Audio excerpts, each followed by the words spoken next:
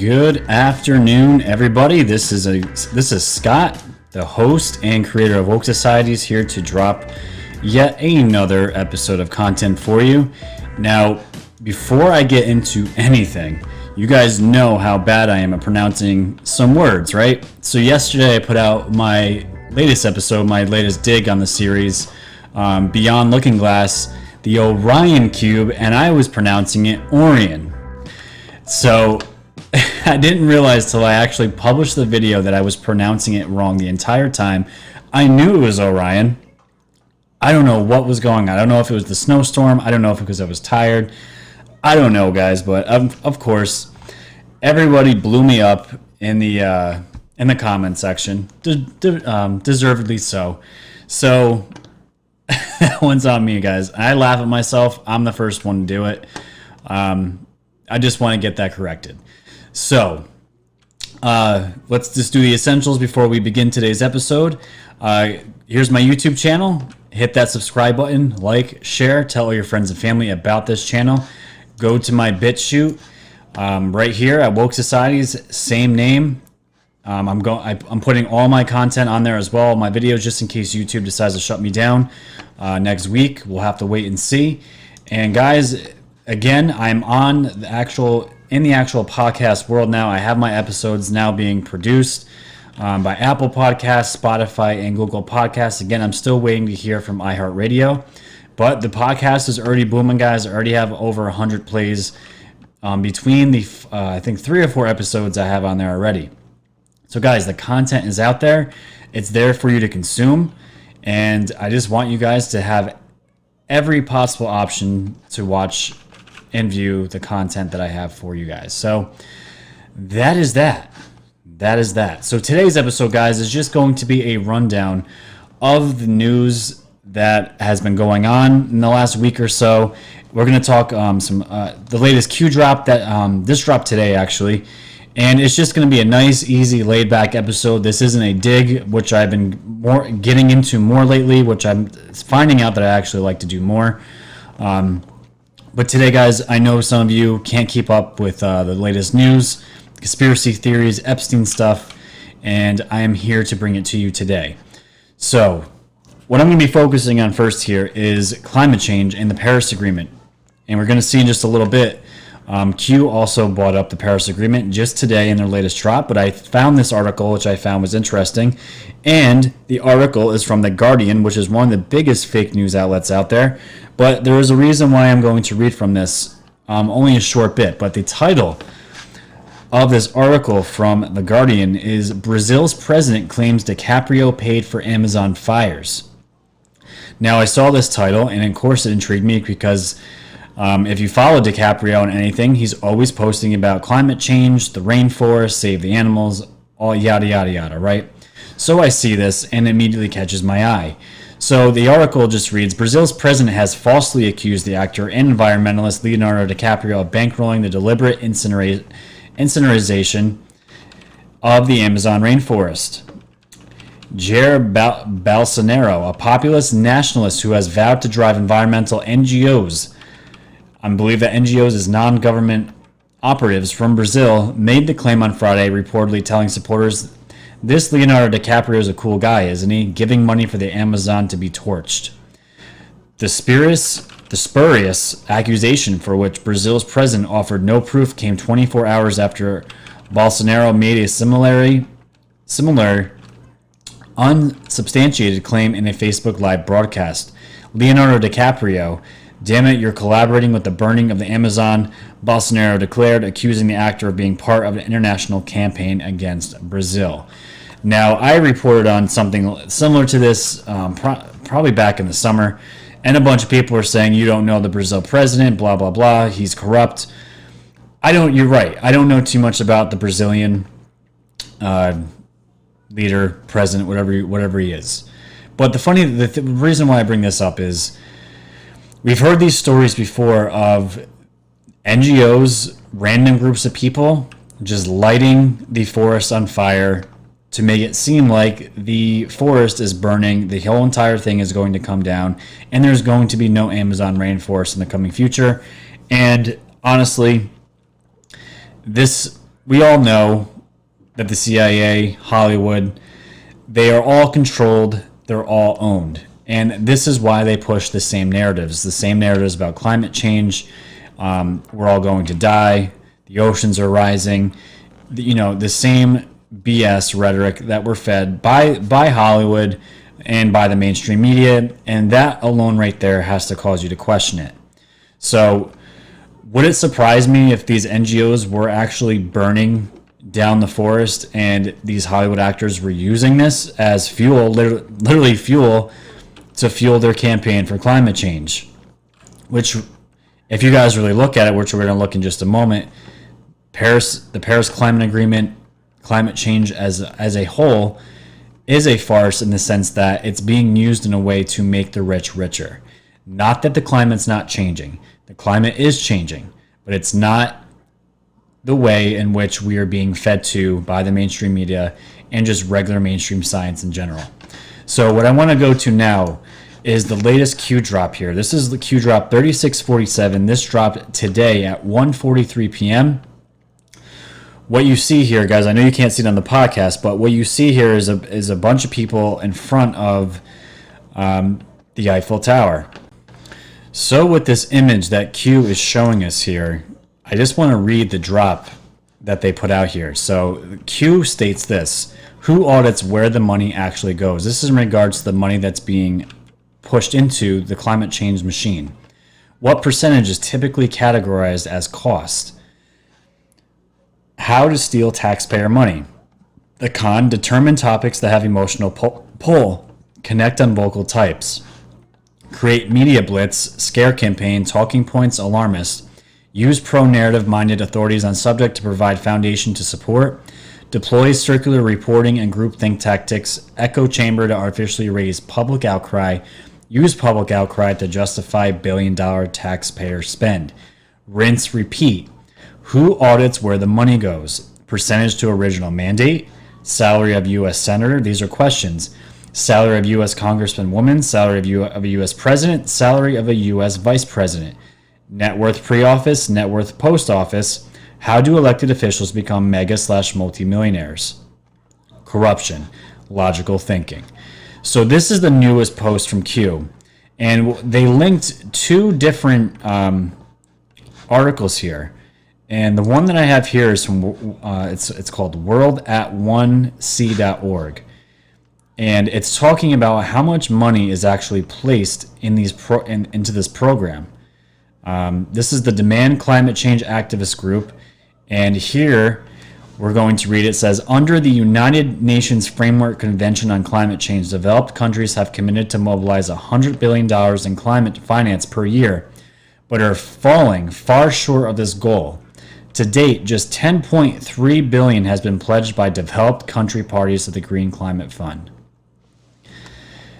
Guys, the amount of money that is being asked of countries, and especially of the United States is actually being pressured to put more of the money than they've already put into this garbage climate fund. Most other countries are not even paying what they should be paying, and a lot of them aren't paying at all because they know what's going on. They're realizing what's going on with all this. And if you scroll down further down the article, we see here it reads, the total cost for developing countries to implement their nationally determined contributions is more than $4.4 trillion. That is insane, guys. This is why Trump's pulling out of the Paris Climate Agreement, because he knows it's going to be bad for our economy, and it would sink us. It would absolutely sink us. It would give control to more socialist agendas, and it would further just plunge the country down the path that thank God we're getting out of. But this is what Q is referencing. And I got to see here, the other one that was referenced, which is super interesting. We have Speaker Pelosi. This is also a Ratters.com article that was linked to the Q post as well. So the title is U.S. House Speaker Pelosi says at Climate Summit we are still in. Pelosi's still in. All the Democrats are ironclad with the climate change agenda. So this was in Madrid. U.S. House of Representatives Speaker Nancy Pelosi took her duel with Donald Trump to a climate summit on Monday, pledging that Congress would urgently tackle global warming despite the president's opposition to an international pact. By coming here, we want to say to everyone we are still in. The United States is still in, Pelosi told reporters on the first day of the 2-week United Nations climate talks in Spain. But Pelosi, who is also leading the Democrats' push to impeach the Republican president, sought to reassure allies. Our delegation is here to send a message that Congress's commitment to take action on the climate crisis is ironclad, she said, flanked by Democratic congressional representatives. To me, guys, you know what I think is going on here? We know the FISA D-class is going to be dropping next week, and I feel like she's just running over there. But this is one huge distraction, and they're trying to still figure out how they can impeach Trump. They're not really talking about climate change because they're all lying their pockets. They all have been lying their pockets for years now. These are career politicians. We can see right through this, guys. And everyone's ripping Trump for coming out of this agreement, but our economy is killing it right now, absolutely killing it, and it's wonderful to see. But this is what Q is talking about, and this drop here, it talks about how do presidents, vice presidents, senators, Congress get so wealthy after they're in office, and it just reminds me of the other Q drop that Q talks about as far as book deals and money, that these slush funds that go overseas, like the Ukraine, the biggest one's Ukraine right now with the Obama administration, and that money ends up coming back to them right to their pockets. I can't remember the drop at the moment, but this is what it reminds me of. But still, very interesting. In this other screenshot here, I'm going to read it so the people in the podcast can have view it as well. This was a screenshot I put up on my Facebook page, my personal page, that was taken from Sarah Carter. It was a screenshot of her tweet here. This is talking about, it says hashtag COP25/climate hashtag scandal. Now, this is at UNFCCC received $41.8 million for the 2018-19 budget to save the world. And it gives a list of how the UN spent this money.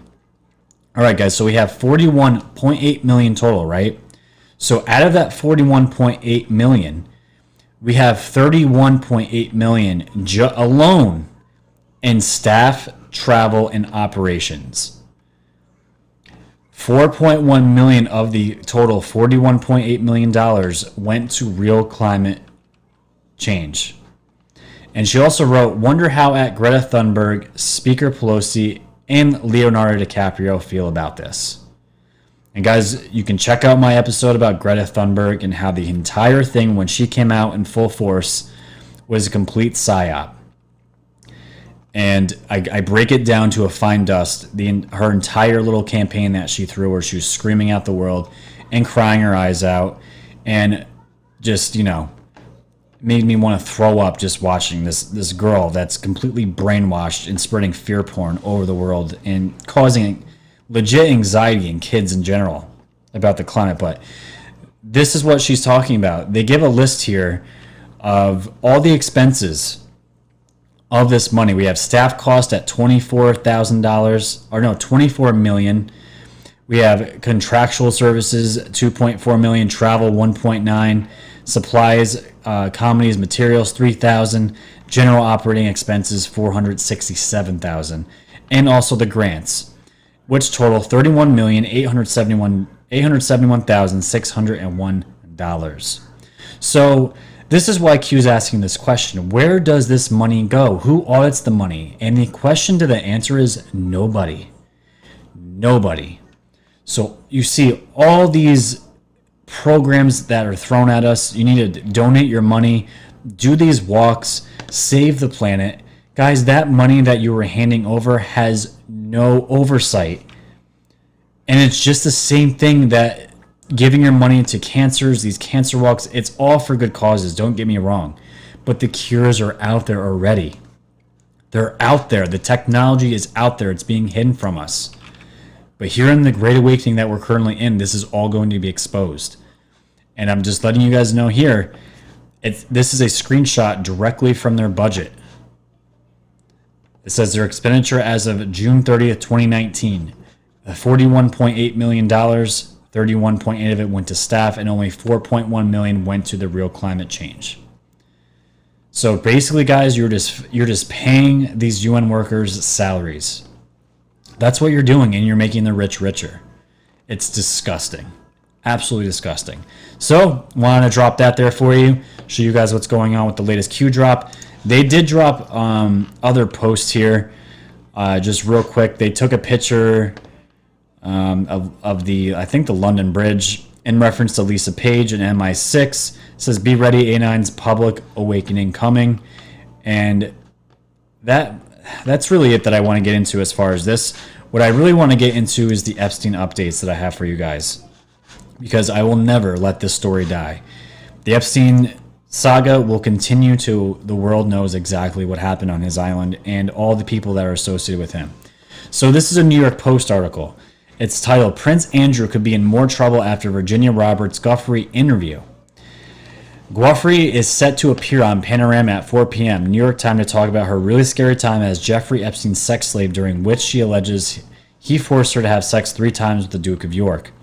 It airs just weeks after the 59-year-old Royals' own BBC sit-down on Newsnight ended so badly he was dumped from royal duties. Now let's just listen to the clip here. It's only 20 seconds, real fast. It was a really scary time in my life. The BBC speaks to the woman who says she was forced to have sex with Prince Andrew, an allegation the prince categorically denies. He knows what happened. I know what happened. And there's only one of us telling the truth. Panorama, The Prince and the Epstein Scandal, Monday at 9 on BBC One. So there you go, guys. That was just a quick clip from it. We all know what's going on with Prince Andrew. Q has mentioned Prince Andrew multiple times. He has changed his story multiple times. Again, he was released of his royal duties because of his botched interview. It was so bad. I only watched clips of it. I unfortunately haven't even watched the whole thing. I don't think I could because it makes me sick to watch. But this is what we're looking at. Virginia Roberts Guthrie, if you guys don't know or haven't been keeping up on this, she was the one in this picture here, the famous picture with Prince Andrew to her left with his arm around her waist. She looks like she's maybe 14, 15, 16 years old. And wouldn't you know it, the woman standing behind her is Ghislaine Maxwell, who knock on the FBI. Where is the arrest of this woman? Like, this is why so many people think, me included, that the whole entire operation at Epstein's Island was a huge blackmail, CIA-funded blackmail scheme of the elite. And because they are protected, they were technically working for the CIA, that I believe they are being protected, because everyone and their mom knows about Epstein, and that Ghislaine Maxwell was Epstein's one of his main handlers and procurers of the one. She was the one that got these girls to come and pretty much work for Epstein and do all these disgusting, terrible things. When is she coming in? Because she's definitely got names. So, all right.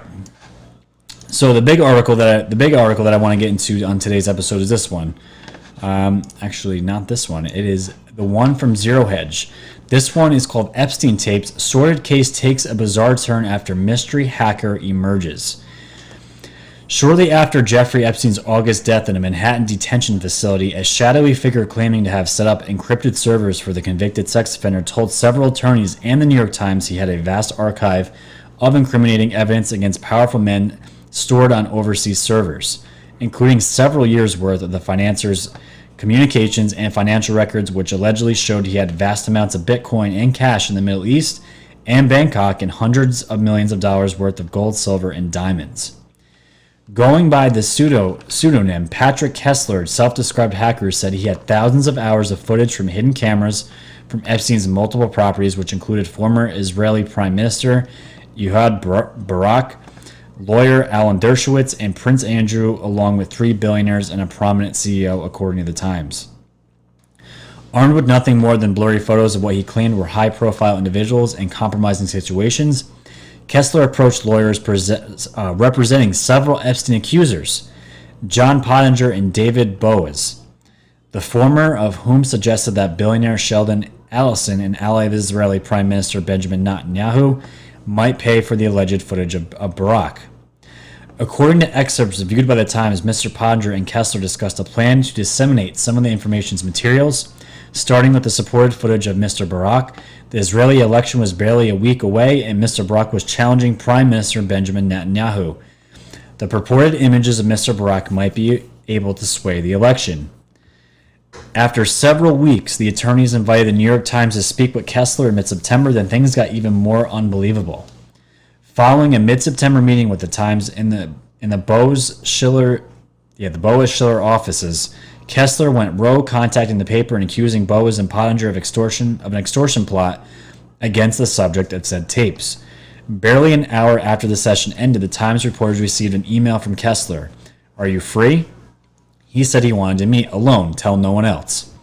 Kessler complained that Mr. Boas and Mr. Pottinger were more interested in making money than exposing wrongdoers. He pulled out his phone, warned the reporters not to touch it, and showed more of what he had. There was a color photo of a bare-chested, gray-haired man with a slight smile. Kessler said it was a billionaire. He also showed a blurry black and white images of dark-haired men receiving oral sex. He said it was a prominent CEO. So you have this hacker, guys, that pretty much was saying he had access to all the servers. Remember, I was just talking about Epstein Island. We know his entire island was rigged with cameras, the bathrooms, everything. Every single inch of that place was being watched by camera. And this guy was pretty much proclaiming that he had access to these cameras and all the footage on it. And not only that, he had access to Epstein's bank records and offshore accounts and all the money he had in diamonds, gold, silver, whatever. So he was trying to set up a meeting to release this information, this Kessler hacker guy. So in early October, Kessler said he was ready to produce the Epstein files. He told the Times that he had created duplicate versions of Mr. Epstein's servers. He laid out detailed logistical plans for them to be shipped by boat to the United States, and for one of his associates, a very short Icelandic man named Stephen, to deliver them to the Times headquarters at 11 a.m. on October 3rd. Kessler warned that he was erecting a maze of security systems. First, a Times employee would need to use a special thumb drive to access a proprietary communication system. Then Kessler's colleague would transmit a code to decrypt the files. If his instructions weren't followed precisely, Kessler said the information would self-destruct. Specialists at the time set up a number of air-gapped laptops disconnected from the internet in a windowless, padlocked meeting room. Reporters cleared their schedules to sift through thousands of hours of surveillance footage. On the morning of the scheduled delivery, Kessler sent a series of frantic texts saying that disaster had struck, a fire was burning, the duplicate servers were destroyed, and one of his team members was missing, and he was fleeing to Kiev. Except 2 hours later, Kessler contacted Pottinger and didn't mention any emergency. Instead, he asked Pottinger to formulate two schemes for prying up to $1 billion from potential targets with the footage where the Times suggested may have been a trap. Pottinger obliged, describing two opinions for capitalizing on the evidence. The first, a standard model for legal settlements, would include splitting the money among Epstein's victims, a charitable foundation, Kessler, and the lawyers, who would get up to 40%. In the second hypothetical, the lawyers would approach the high-profile men, convince them to hire them to ensure they wouldn't get sued, and then make a contribution to a nonprofit as part of their other retainer. Pottinger would effectively represent a victim, settle their case, and then represent the victim's alleged abuser, a legal yet morally questionable practice for an attorney to engage in. Dershowitz and the weird recorded phone call. So guys, you had this hacker here that said, again, he had all this information, and right at the time of the meeting that this information was going to be dropped, this Kessler character said it was a disaster. The backup files he had were burning, and one of his team members was missing. And eventually, from what I'm reading here, this guy just disappeared. Has no idea where he went. The reporters have no idea where he went. And who knows if he actually had this real information, but still, how incredible would that have been if he had dropped that? And the fact that it was going to the New York Times kind of makes me sick, because God knows what kind of information they would have manipulated, but maybe they wouldn't have, because it would have been too big of a case to lie about. But we know the New York Times. We absolutely know what they're all about. So very, very interesting. And just one more Epstein story. Won't be too long here. This one was just on True Pundit, and it came out about, I think, 2 hours ago. It says Jeffrey Epstein's private banker at Deutsche and Citi found swinging from a rope. Executive suicide before FBI questioned him. So this guy Bowers here was Epstein's personal financer who approved multiple loans at Citibank. And after he worked for Citibank, he looked and moved to Deutsche Bank and was able to make even more loans for Epstein here. So the crazy thing is, as this guy was making more debt, more covering for him, more money, we find out that this guy was hanging out on Epstein's island with other banking executives. It says one banking executive said Bowers had visited Epstein on his private island at least once. Bowers had also visited Epstein in New York and attended social events at his mansion, the same mansion that we saw Prince Andrew in the video coming out with the young lady. Federal law enforcement sources did not comment about these new revelations. However, city executives who worked with Bowers said the bank executive maintained an active nightlife and enjoyed the party circuit. So, yet again, guys, another person that would have helped with the Epstein investigation has come up suicided.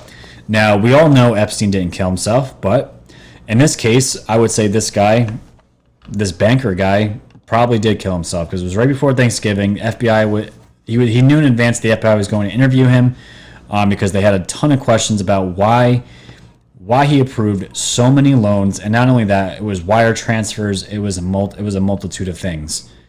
And again, you got big banks, guys, CIA controlled. It's all connected. It's absolutely all connected. So on a different note, just to throw this in there, because I love space, I love the cosmos, I believe it's going to tie our entire everything with this great awakening that we're a part of. It's gonna all come down to what's gonna be going on in space. So NASA released this little cool video on their website called Humanity's Return to the Moon, and it reads, with the Artemis program, NASA will land the first woman and next man on the moon by 2024 using innovative technologies to explore more of the lunar surface than ever before.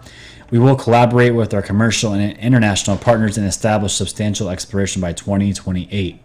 Then we will use what we learn on and around the moon to take the next giant leap, sending astronauts to Mars. So I find this very intriguing, guys, because if you guys all know about the secret space program, and Corey Goode's interviews and his recollections of his stories and his insider knowledge, we all know that the moon is still being used as a lunar base by humans and ETs and other aliens. It's not on the surface. Some of their bases could be on the surface, but they use cloaking technology, and I know that sounds crazy, but most of the bases, the lunar bases, are inside the moon underground. And if there's going to be new technology that's going to be exploring the surface of the moon, who knows what they're going to find. And maybe some real truth will be exposed, because there's definitely artifacts up there. There's definitely ruins up there, just like there's ruins on Mars. There's pyramids on Mars, just like there are in Antarctica. That's why when everyone's freaking out about how Antarctica, all these, Antarctica's melting, the ice caps are melting, let it melt. And the reason why I say that is because if people were to see the continent, the actual continent itself, Antarctica, what is below the ice, they will find pyramids, hundreds of them, and they will also find ancient burial grounds of species that are not human. And what would that do to the world? It would change everything. Absolutely change everything. So very exciting times, guys. Very exciting times. And a big reason why I'm excited about the Space Force, I hope Trump puts it in effect as soon as possible. And I believe the Space Force is going to be ultimately the entity that brings the public disclosure about the secret space programs. So to tie it up, guys, real quick, don't forget, December 9th, the Pfizer report is dropping. And to get everyone's expectations down a little bit, this is not going to be this, okay, the Pfizer report is showing that we're going to arrest McCabe, Comey, Hillary Clinton, all these people. The Pfizer report is just going to be showing the corruption that took place. The arrests that we are all looking for are going to be coming from Dershowitz report. which we don't know when that's going to come out. But the fact that we're going to have the FISA D-Class is going to be December 9th, which I believe is next Monday. So, guys, we're going to be locked and loaded. We're going to be all over that because everyone's going to be talking about it. But as far as this episode, guys, that is all the news I'm going to bring to you today. So you got your climate change BS update and you got your dose of Epstein. I will be all over any news regarding Epstein. And guys, if you like the content, please like it, comment on it, share it. We are the news now, and I say that because we are independent media. Channels like mine and the hundreds and thousands of others that are doing this are all doing this out of love and just want humanity to be in a better place. That is why we are doing this. We want people to wake up to the world around us. So again, subscribe on the channel at Woke Societies. Go to my BitChute. Subscribe there as well, guys, just in case, God forbid, YouTube decides to shut me down. And as always, visit me on Apple Podcasts, Spotify, and Google Podcasts for on-the-go listening. So there you have it, guys. Thank you for listening. Enjoy the rest of your night. And until then, stay woke.